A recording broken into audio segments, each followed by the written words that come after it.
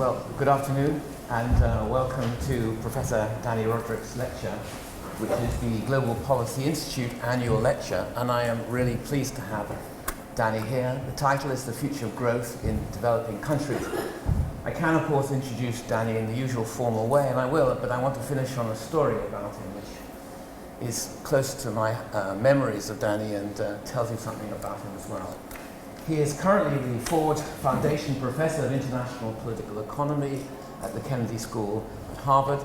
He's held chairs at Princeton and Columbia, and he's also at the moment the Centennial Professor at the LSE.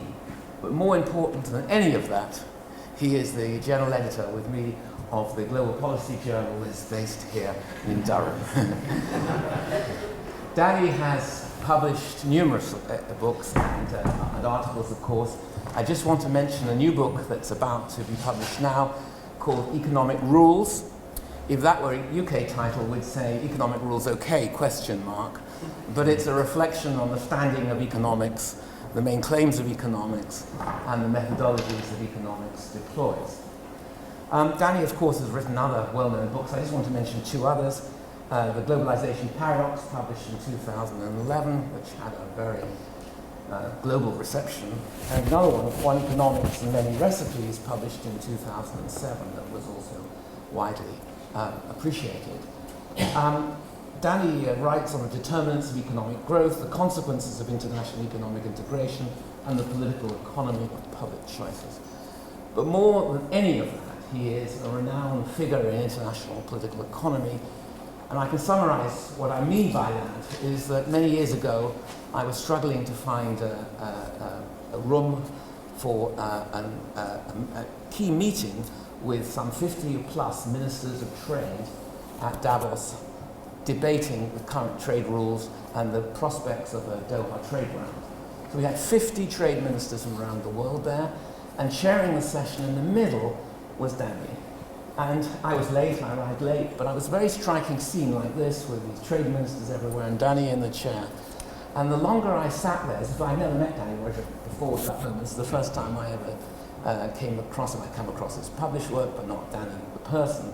More it became clear that he was the centerpiece in this great debate, the authority on world trade, and was being regarded as such by all the ministers in the room. Quite an affirmation of his role in international political economy, his impact of his writings, and the influence of his thinking. But above all, he's just a hell of a nice guy. So please give him a warm welcome.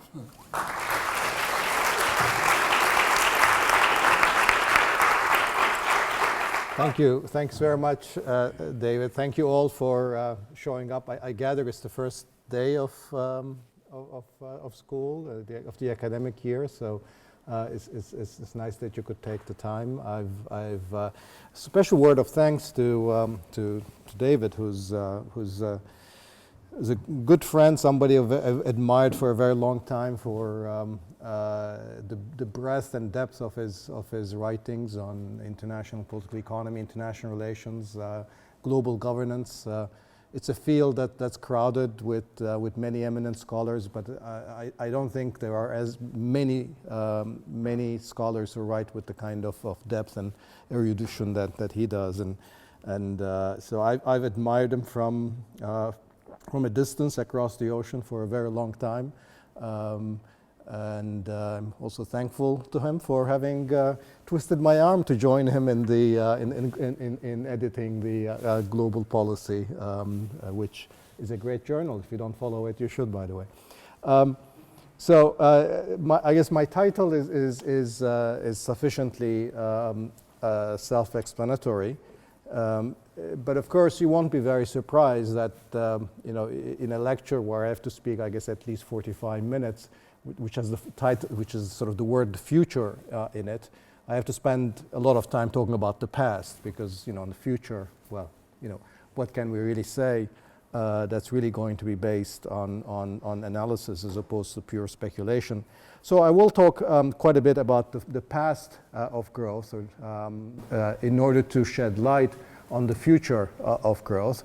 And unlike, I think, many such exercises, I think the past is going to inform us less about the possibilities and more about the possibilities that are increasingly becoming scarce. So in other words, the past, I think, shows us that there was something very special about the last 200 years or so, if you will, of economic growth.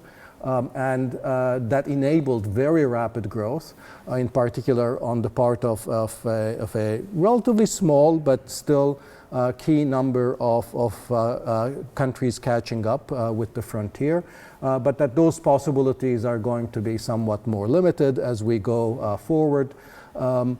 And the key theme, the key idea there is really going to be that about industrialization. That industrialization has been sort of the key escalator that has enabled rapid growth and much more so, in fact, rapid convergence, and that the world is moving into a phase where industrialization possibilities are going to be not as marked, and I think that's going to put an overall damper on the possibilities of convergence. So that's in a broad nutshell. That's the key argument that I'm going to be developing.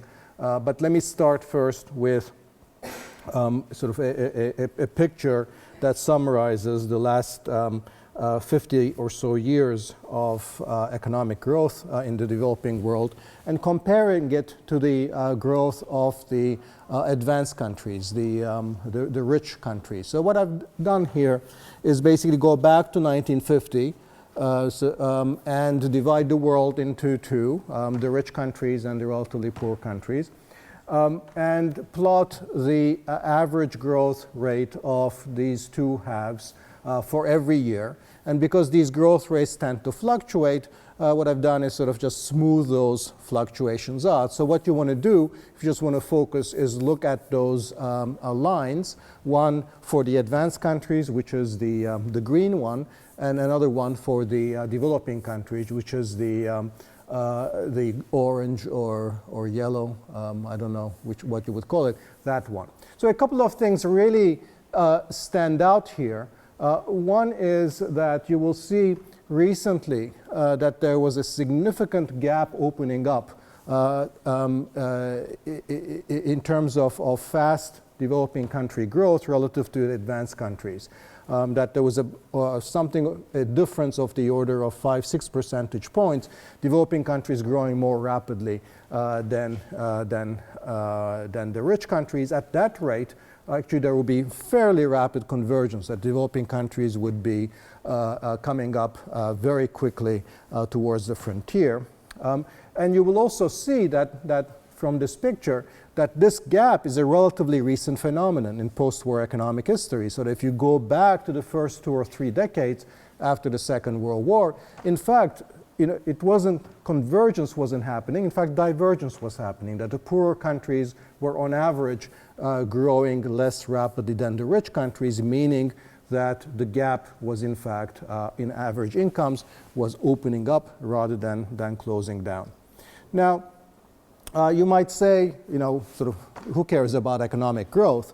But let me just argue that along with this sort of very rapid pickup in growth in the last 2 or 3 decades in the developing countries, that a lot of good things has come. So if you're the type of person, there's nothing inherently desirable about economic growth unless it helps us with the things that we really care about, the improvement of the living conditions of the poor, improved social and political rights, and so forth. What is clear is that this rapid pickup in growth in the last 2 or 3 decades has been accompanied by the most rapid reduction in poverty around the world, in income poverty around the world, that the world has ever witnessed in economic history. So it's just not that people in the middle or in the top have been, in the developing world, have been doing better. It's really the bottom has come up, depending on how you look at it. More than 1 billion people just in the last 15 years alone have lifted themselves from extreme poverty, more than 1 billion. Now, when you look at sort of, you disaggregate and look at sort of, what's happening behind these individual, sort of the aggregate for developing countries, in particular, sort of look at Asia, Africa, and Latin America separately, which is what's done here. What you can see is that most of this, the pickup in growth, the increase is really coming from Asia. In fact, the bulk of it is really coming from one country, right? China. It's really in China where this increase in growth has been, has made this biggest sort of significant dent. If you look at this pickup from the 1980s onward, quantitatively the biggest contribution to that is really coming from China. And actually, statistically speaking, it's not that the average growth rate of countries has been going up. It's just that China becoming a bigger part of the aggregate, it's been pushing up the average up. So there's a bit of a statistical illusion here in this thing. And in fact, the bulk of the poverty reduction experience that I've talked to you about, that I just mentioned, has also been in China. But it's not just China. I mean, it's been in a lot of other countries in East and Southeast Asia. Most recently, in the last 15 years or so, also in South Asia, India has performed quite well. And even as we move away from Asia, you look at Latin America and Africa, one of the things that's sort of striking is look at Sub-Saharan Africa. Sub-Saharan Africa actually grew relatively rapidly in the early years after independence. In the post-independence, between, let's say, 60 and 75, growth rate in Africa was actually quite good. And you can see that there was a relatively high growth rate, which then came down, and then recently started to pick up again, such that, in fact, Sub-Saharan Africa has now exceeded its growth rate, its peak growth rates from the post-independence decade. So it's doing better than ever. Latin America is a little bit less marked, but you can sort of see that there's been a pickup in Latin America's growth rate relatively recently too. Okay, so that's all extremely good news in terms of the growth experience of the developing world, and with sort of most of the other things that tend to come with economic growth. Now, you will notice. Now, let me just say one thing that's important to note. You'll notice the experience of the rich countries that is just sort of trending down, right?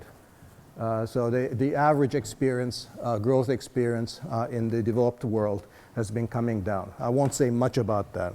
The other thing is to notice that after about 2011, 2012 or so, or actually about 2010, what you begin to see is that the curve for developing countries has been coming down. So it started to turn and trend down. So any of you who are following, the financial pages of the newspapers, the Financial Times and so forth, will know that there is a bit of there's a crisis. There's an emerging market crisis of sorts these days. People talk about sort of the luster having come off, money flowing out of the emerging markets. And so this is, these numbers are showing a little bit of that. So the question is, okay, well, in the short run, maybe they're having a bit of a trouble, but look at this. If you look at this longer-term perspective, it looks like they've never had it as good. So what does all of this portend as we go forward for the future? Okay? Now.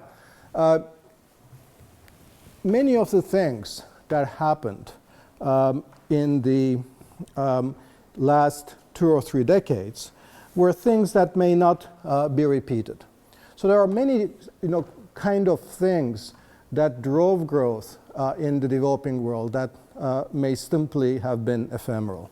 One of the things is that financial globalization operated in a way that made a lot of cheap money available for countries. Think about Greece. Even though sort of Greece is not a developing country, it grew very rapidly in the last, in the decade before 2009. But of course, it was largely unsustainable because it was just financing consumption rather than investment and productivity growth. A lot of countries sort of have had a similar experience. A lot of the growth in a country like Turkey, for example, I know very well, was driven by the availability of foreign capital. And so these are sort of growth dynamics that may not be sustained when, let's say, interest rates begin to rise in the United States, money starts to slow down.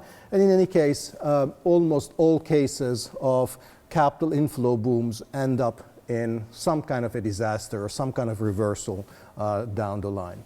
The experience of China is important not just because Chinese growth was very rapid and therefore allowed hundreds of millions of poor Chinese to get themselves out of poverty. It's also because rapid Chinese growth, for example, drove commodity prices up. And many countries in Latin America and Africa are exporters of commodities, so that means that all of a sudden they had a commodity boom. So while some of the countries had a foreign capital boom, other countries had a commodity boom. Suddenly, the iron ore, the soya, the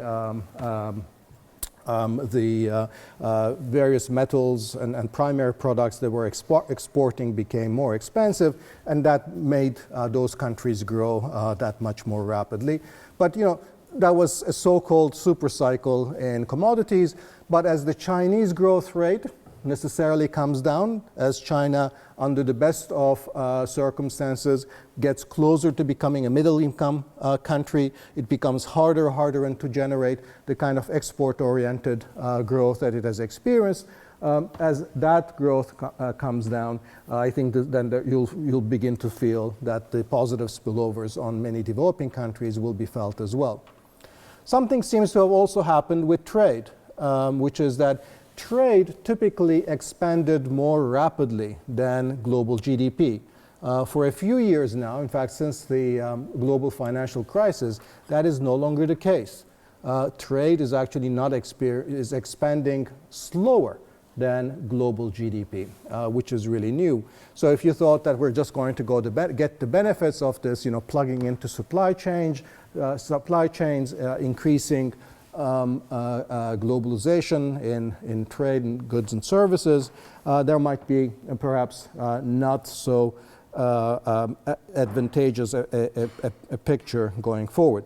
Finally, when we go back to the experience of Latin America and Africa, it's important to understand that both of those regions came out of very deep crises, either of a big financial debt crisis in the 1980s in Latin America, or in the case of Africa, lots of political conflict and civil wars. And one thing that happens in the aftermath of sort of reestablishment of macroeconomic political and political stability, there is a bounce back. There is a resumption of growth as simply you're making up for years that you've lost. That bounce back need not be a reason for continued sustained growth, because it's simply pulling you back towards your long-run potential income. So I think as you look at sort of what has happened, that bounce back in Africa and Latin America, you can say maybe that's just sort of this bounce back, but there's no reason sort of to project it into the future that it may not keep going on. So I can go on and on. Maybe there are sort of some good things that we can project into the future as well in terms of the global context.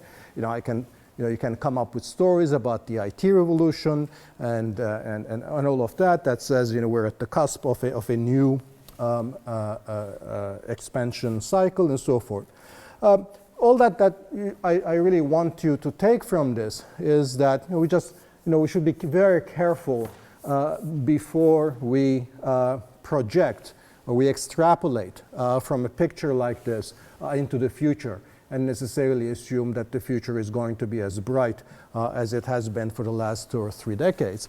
So what I want to do is just dig a little bit deeper and try to understand precisely what has been some of the features of these very rapid growth experiences. So what have been the experience with sort of rapid convergence and sustained convergence? What is it that has driven that? So I want to get into the economics of this longer-term process of economic growth, and I'm going to stress the importance of industrialization in particular in this process. Now, first thing is going even further back, that we need to understand that convergence in the sense of poor countries catching up with richer countries has not been the norm historically, that this has not happened as a regular thing. That, sort of to understand this, the best way to see this is by drawing these scatter plots, which economists call convergence plots. And what these things do is basically for every country you plot on the horizontal axis the initial income level of that country, and on the vertical axis you plot the growth rate of that country over the subsequent decades and periods, so depending on sort of what the length of the period you're looking for. So if the panel, the left-hand side panel on this is actually the longest time period. So for every country here, I'm taking their growth between 1870 till nearly today. So it's a very long-run picture. And the second one, basically for every country, I'm looking for every decade. Okay? So it's so the right-hand side picture is growth over a decade for every country. So every country enters several times there. And the first one is the growth of a country over the entire period since 1870. Now, if convergence held as a general rule, what is it that we would see? What we would see is that countries that start at low income levels, is there a, probably not a point here, but countries that start at low income levels would tend to grow at higher rates. So, and countries that start at high income levels would tend to grow at lower rates. So in other words, if convergence held as a rule, then the slope of these scatter plots would be negative. Okay? And in fact, what you can see is that there is no indication of such a negative relationship. There is no statistical regularity here. The statistical regularity here is that there's absolutely no relation between sort of the income at which you start and your subsequent growth rate. Some countries do better, some countries do significantly worse. So, it turns out that so this is one important background condition. Why is that important? Well, because if you want to project this recent period forward, right, you have to say something about, why is it that this is going to be different than the past. In the past, we have not generally experienced this as an ongoing, sustained phenomenon. Okay. So now, economists have looked at this picture for a very long time, and they've been puzzled because their theories, for the most part, or at least some theories suggest that in fact convergence should happen. Convergence should happen because if you're starting relatively behind the curve, you don't have to reinvent the wheel. You can simply absorb the technology that's already out there. So it should be easier for you to grow rather than harder. So starting, far from the frontier, your catch-up, you ought to be able to catch up. Similarly, these days you face a world market that is where you can import capital goods, equipment, skills, and you have access to capital markets, so you're not constrained by your domestic savings, so you can borrow from abroad. So you think that all these advantages ought to make for countries growing more rapidly when they start out behind the curve. So latecomers have a lot of access to things that the early countries that have become rich today don't. So how do you explain there the fact that you actually don't observe convergence as a rule? It must be that latecomers face other obstacles. There are other headwinds. And those might be, depending on what your underlying theory of economic growth, economic development is, it will be just come from sort of this kind of a list, countries that are will follow bad policies, they have bad institutions, they might be deadlocked, or they might sort of face public health disadvantages, they might be locked into poverty traps, okay? So notwithstanding all those background advantages, there are other things that keep these countries from growing. So, and therefore, what economists do is basically talk about convergence that is conditional. That is that it's only when you overcome these obstacles that you are going to be able to converge.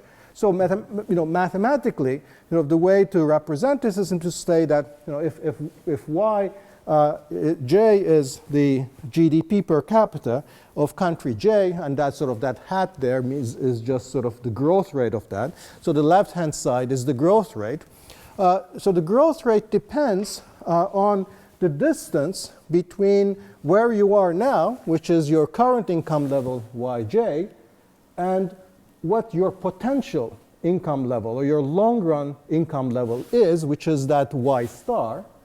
But that potential long-run income level depends on sort of your policies, your capabilities, your institutions, your geography, everything that might be in that theta vector. So all of those things are the things that go into your theory of what derives or what determines your long run or your potential income levels.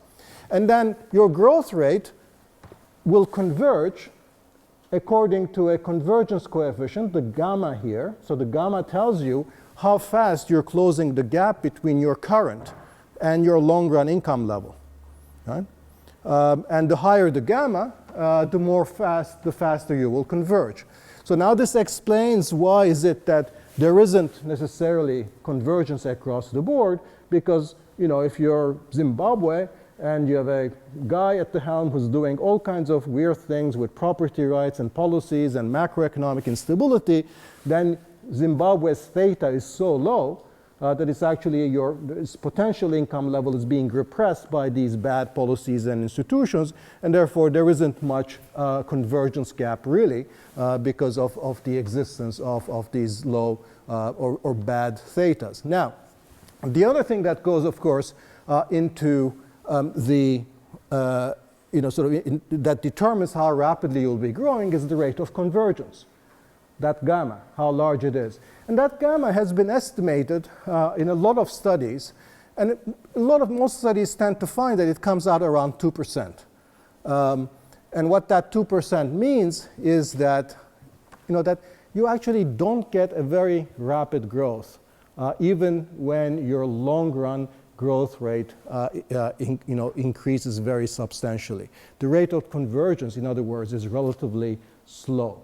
So what that means is that, imagine that you got rid of Mugabe, you got rid of all sort of, his distorting policies, and people all of a sudden became, much more certain about their property rights, and macroeconomic instability was no longer a threat. That would be good news, because the long-run income level of that country, of Zimbabwe, might not be 50% higher. It might even double. So you might get a huge boost in your long-term thing. How much growth will that get you? Actually, in the short run, not that much, because the convergence rate to that long-run income is only about 2%. So that means that even with a doubling of your income, your current growth rate will increase by 2 percentage points. Okay? So the convergence is going to be slow. Where I'm going here is that the traditional way in which sort of economists have thought about growth and convergence using this kind of a framework actually cannot really explain very, very rapid growth.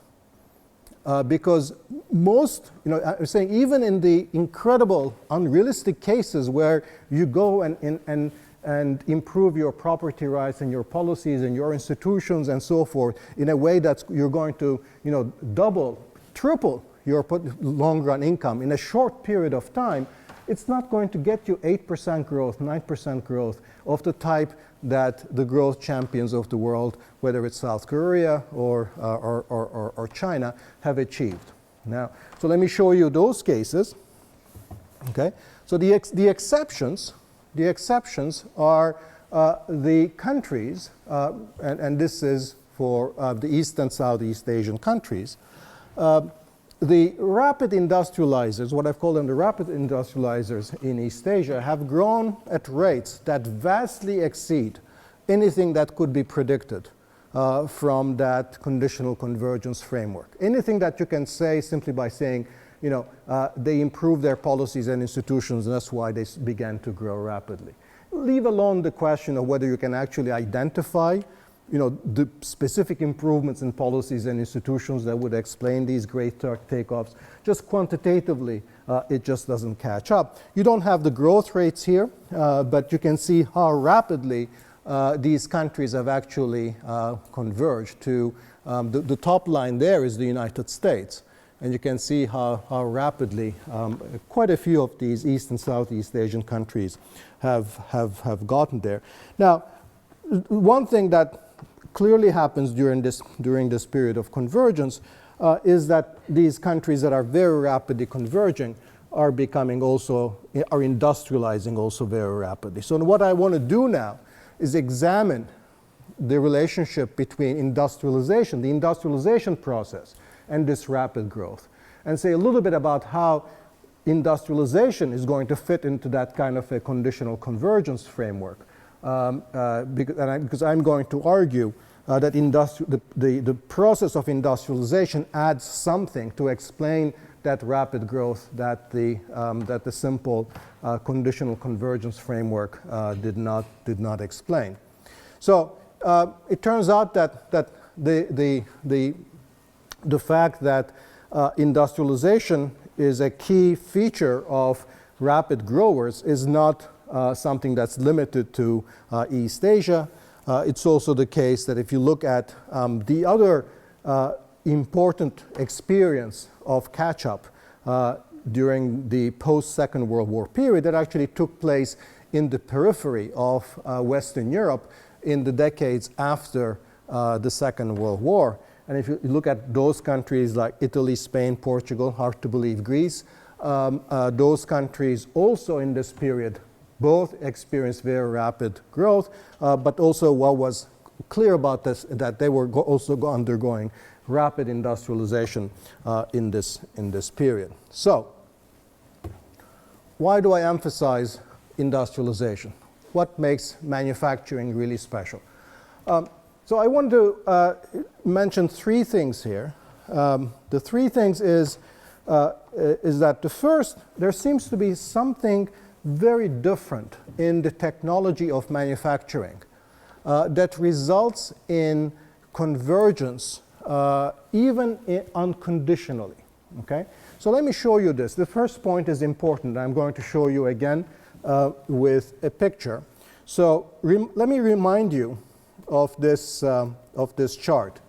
Right? So this was economy-wide average incomes, and I was plotting initial level of income per head, which is the initial productivity of the average person in an economy, and the subsequent growth rate of that productivity over time.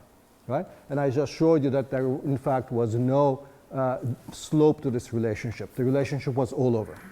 Now, I'm going to be repeating this. I'm going to repeat this not for the entire economy, but just for manufacturing. In other words, I'm going to take away everything in these economies except for the manufacturing. So the analog of income per head is going to be production, labor productivity in manufacturing. And the analog of the growth rate of GDP is going to be how rapidly was labor productivity in manufacturing growing. And so there I'm going to be, instead of looking at each country as a whole, their economies as a whole, I'm going to be looking at only their manufacturing. Okay? So let me do this. So here's the convergence scatter plot now for manufacturing. Now it's the negative one that you expected. And the convergence coefficient there is something about like 3%, and relatively precisely estimated. And this convergence seems to hold regardless of countries, regions, time periods. So it seems to be a relatively general phenomenon of unconditional convergence. So now remember, what do I mean by unconditional? There is no longer a country-specific long-run potential income. That doesn't matter whether you're ruled by, Lee Kuan Yew or Mugabe. Your manufacturing still has the same long-run income level. That's remarkable. Doesn't matter how badly your economy is being screwed up or how advantageous, how well your economy is being run. If you are in any manufacturing sector, and the one on the left here disaggregates this by two-digit manufacturing across countries. If you are in a manufacturing sector where your initial labor productivity is low, that sector is going to converge towards the frontier in about 3% per year. Okay? Remarkable finding that suggests that sort of all the expectations that economists had that countries that were far from the frontier should be able to relatively easily catch up, that holds true for manufacturing, for part of the economy, even if it does not hold true for the rest of the economy. I should say that this is really true, strictly speaking, just for any of you who've been in developing countries know that there's a huge difference between formal manufacturing and informal manufacturing activities. And this is largely true for formal organized manufacturing, not for sort of workshops that are sort of informal in the sector. So why is this? Well, I don't have a very good explanation, but one plausibility is that manufacturing is something that is easy. The technology of manufacturing is one that's relatively easy to transport across borders. If you're a Toyota plant is run pretty much the same way, whether it's in Japan or in South Africa or in the United States.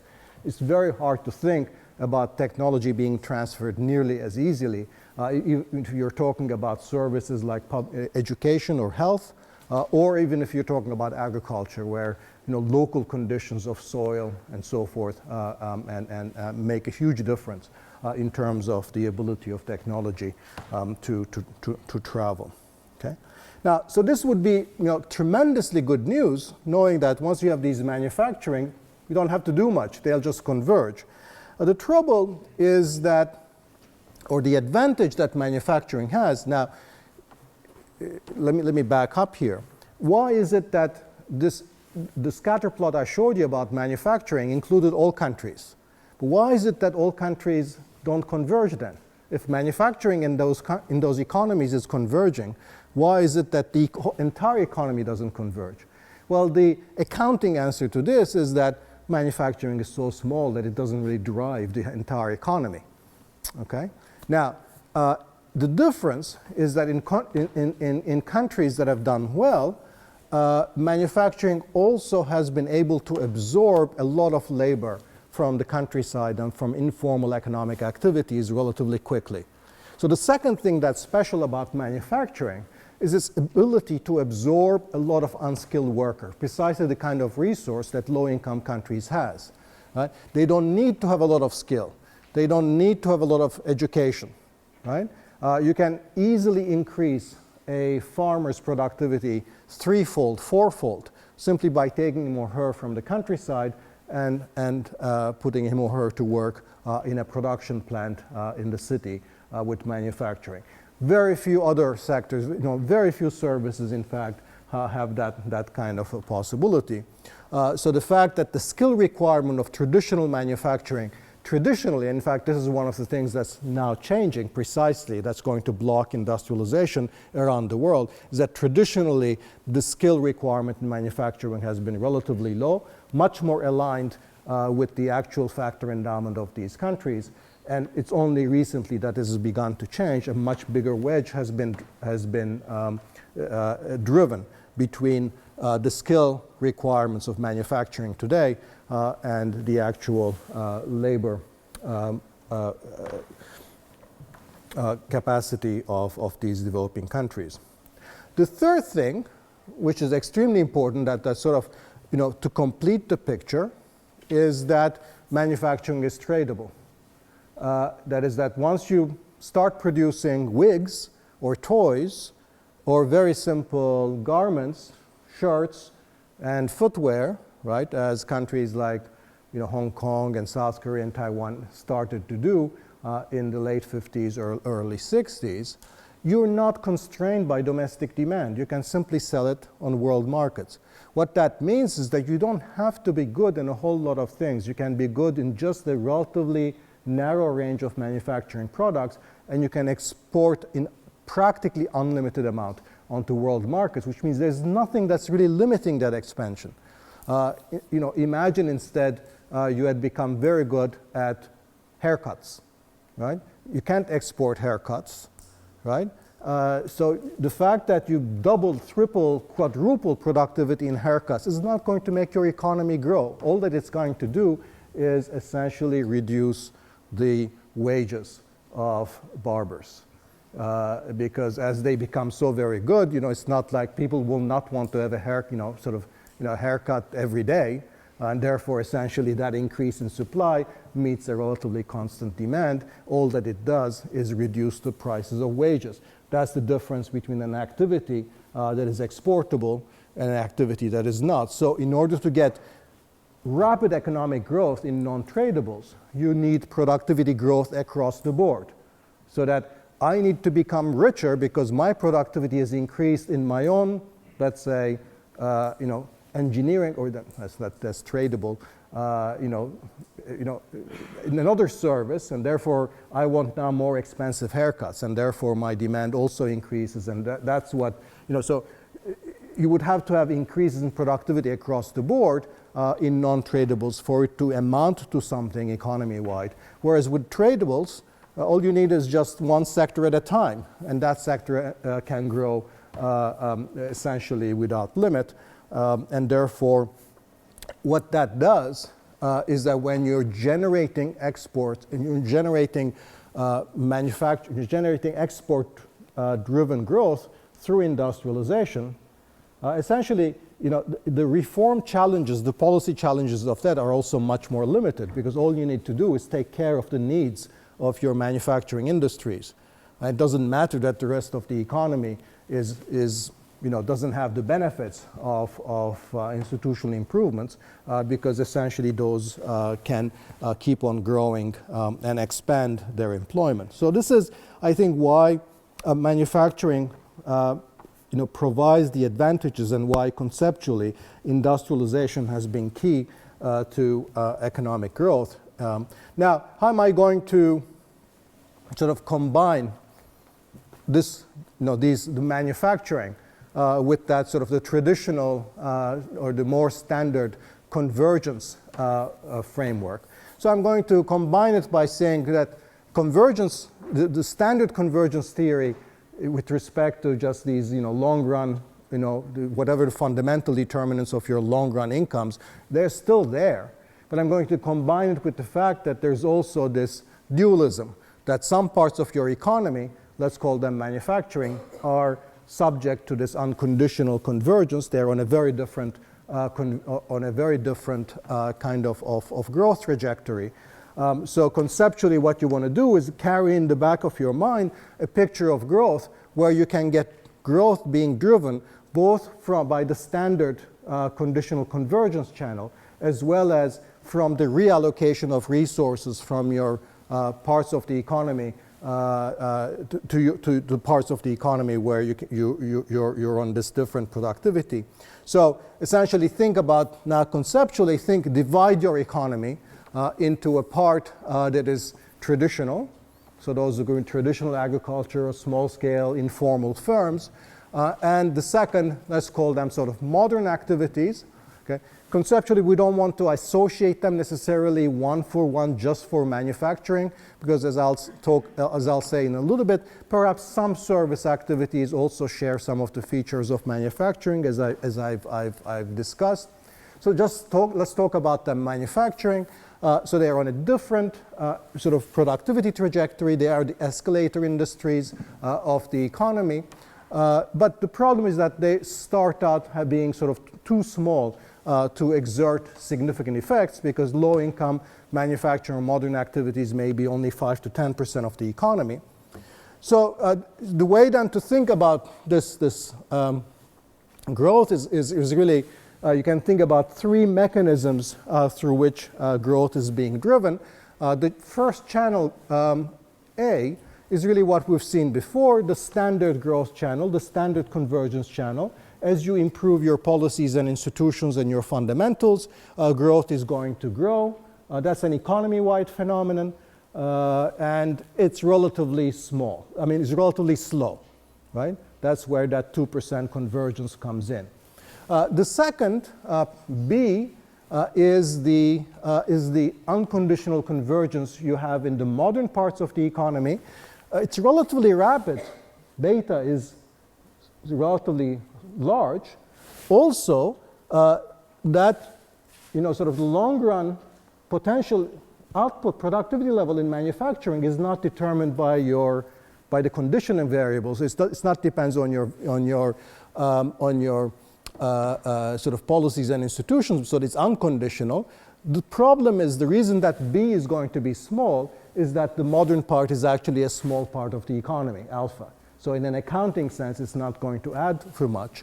And C is actually the channel of structural transformation, structural change. As you move labor from the traditional to modern parts of the economy, you're going to get a growth kick that could be quite substantial, simply from the fact that, as I said before, you're moving, let's say, farmers or unproductive workers in petty services into manufacturing sectors where their productivity is many, many times higher, okay?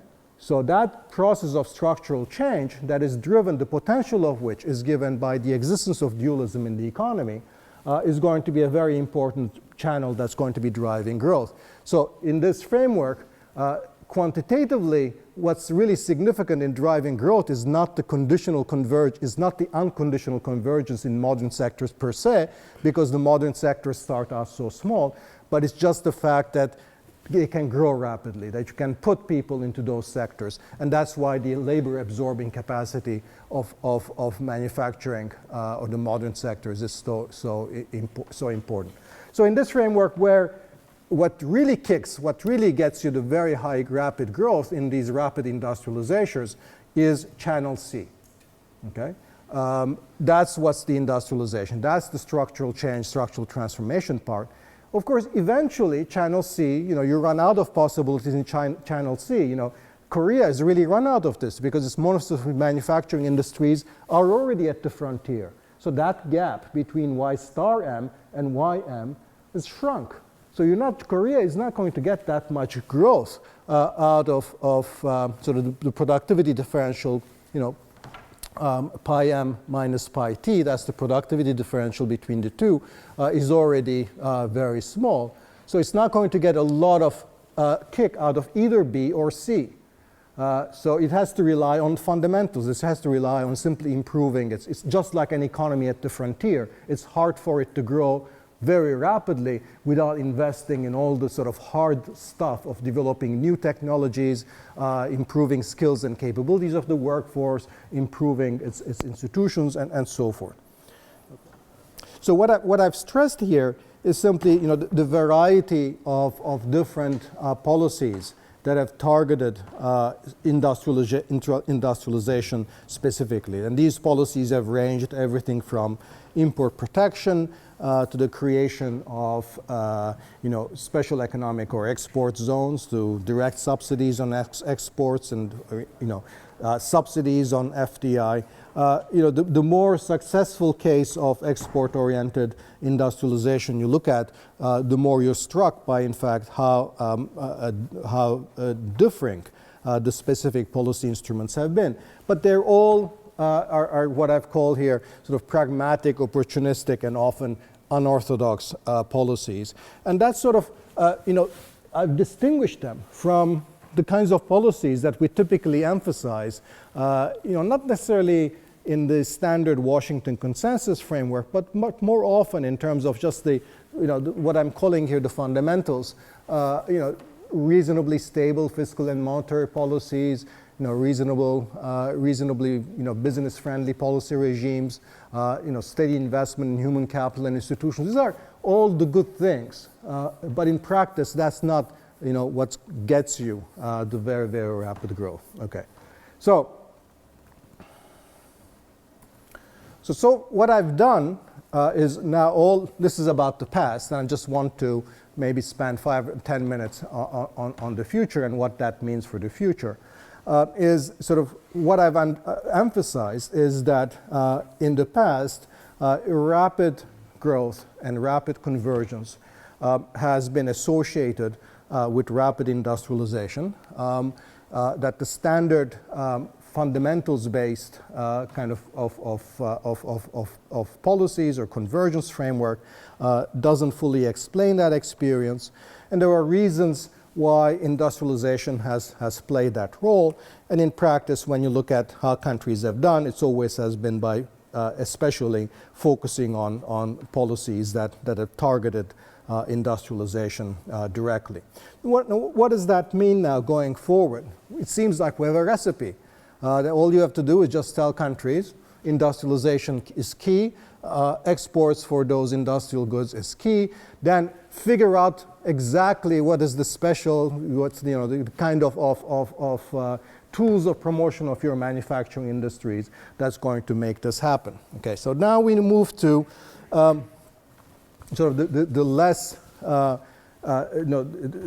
darker side, if you will, which is sort of my pessimism about the likelihood that this experience can be replicated. Mm-hmm.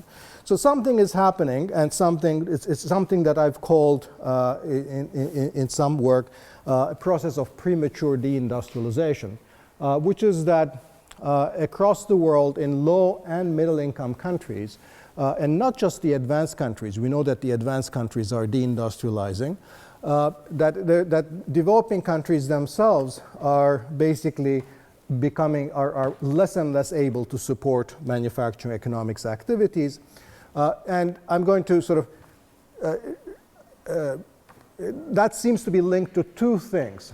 One is that the technology of manufacturing has significantly changed, so that what that means is that manufacturing is increasingly more and more skill intensive, and that means that its capacity, one of those three things I had identified before as a key feature of manufacturing, that its capacity to absorb a lot of unskilled labor, that fundamentally is changing. As manufacturing becomes more skill intensive, its ability to absorb a lot of labor from the countryside or from petty services is becoming less.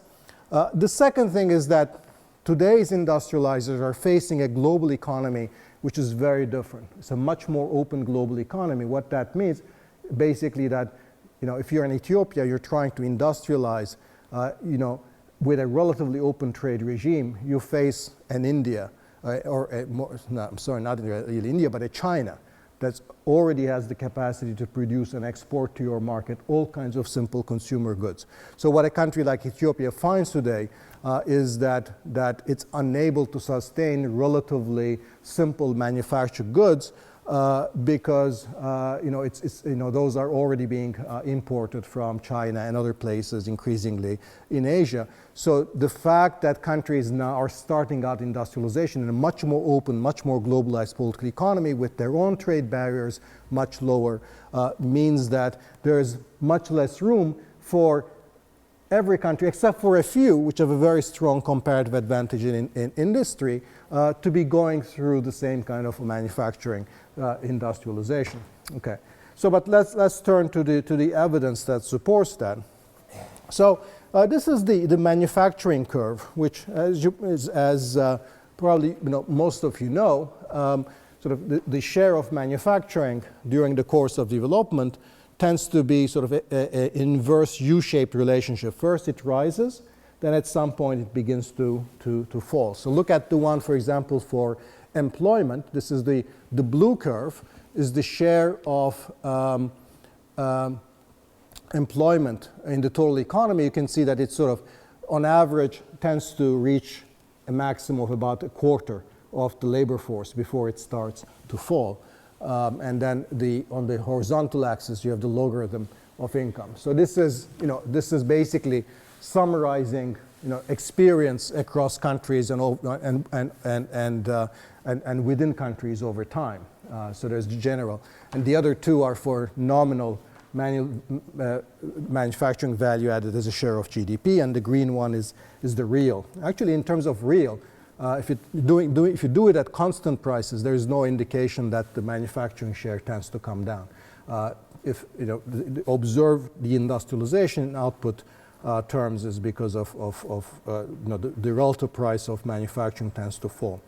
But now, so what is happening is that there's clearly has been a shift in this curve in recent decades. So if you draw this curve for two different periods, post and pre-1990, what you find is a very significant shift inward or shift downward in this curve after 1990.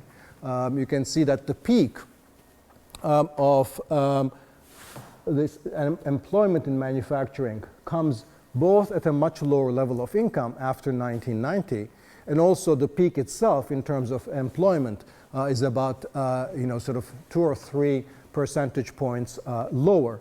But this is just sort of visually pre and post 1990. I don't want you to attach any particular importance to the year 1990, because it turns out that this is actually something that has been going on for quite some time. So if you look at, there's a lot of stuff here. First, just focus on the numbers in the red rectangle, and where every coefficient there, and second thing is this is across different country groups. So I'll make a couple of points about that. And for every decade, the coefficient tells you, sort of controlling for other things, what is the impact on manufacturing employment. Okay? What you can see is that, let's say, if you look at all countries, starting from the 1960s, there's a negative number that becomes more and more negative over every decade. But that's really going all the way back to the 60s and 70s and 80s. So it's not just a post-1990 phenomenon. So that by the 2000s, that the holding everything else constant, a country has 10 percentage points less, 10.5 minus 1.8 it's like 9 percentage points less employment in manufacturing compared to the 1960s. Okay? The other thing you want to look at is how this has differed across different country groups. The one thing that you'll see is that practically the only country that has avoided this is Asia.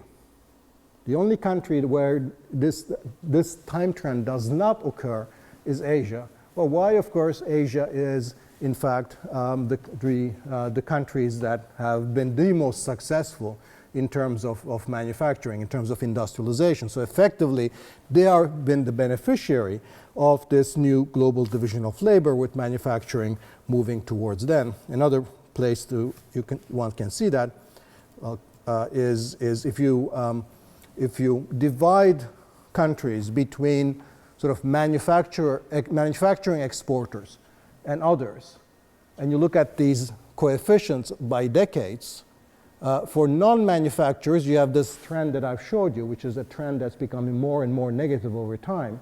But for manufacturing exporters, this trend is much less negative over time. So there's a big difference between manufacturing exporters and non-manufacturing exporters. And then, in fact, if you look at not employment, but manufacturing value added at constant prices, in fact, the difference that is even bigger, that the manufacturing exporters have avoided any deindustrialization whatsoever, whereas manufacturing importers, they have borne the brunt of this deindustrialization. And as I also show here, that all of this decline in the ability of manufacturing to employ labor, all of this has come because of decline in low-skilled labor. So it's purely a composition that all of the manufacturing employment lost has been in the low-skill or the least-skill category. So you see the effect of technology here. So the effect of this is that basically, the effect of all of this is that countries now are not only unable to put as many workers into manufacturing as they used to before, they're also reaching peak manufacturing levels of employment and output much earlier than they used to. So this is the phenomenon of premature deindustrialization. Okay? So what we have is that now, traditionally we had kind of pattern of structural change, which is that countries would start from agricultural activities and informal agricultural activities and move into modern organized activities in manufacturing, and then they would become service activities. So this is like the standard, Kuznets kind of a cycle of transformation, right? This is not happening. What's happening today is this, that basically, especially in Africa, what's happening is that people are moving from informal agriculture directly into services that are petty, unorganized, where their productivity is not that different, and only sort of very small bits and pieces of employment moving in. Okay, so and this is, I think, to me, is the bottom line. This is why I'm relatively pessimistic about the potential of very rapid growth, or some of the growth experience of the last 3 or 4 decades being replaced. So let me just now, to end, I'm just going to go to the very first slide I showed you before, and end by saying, sort of, how do we, extrapolate this forward?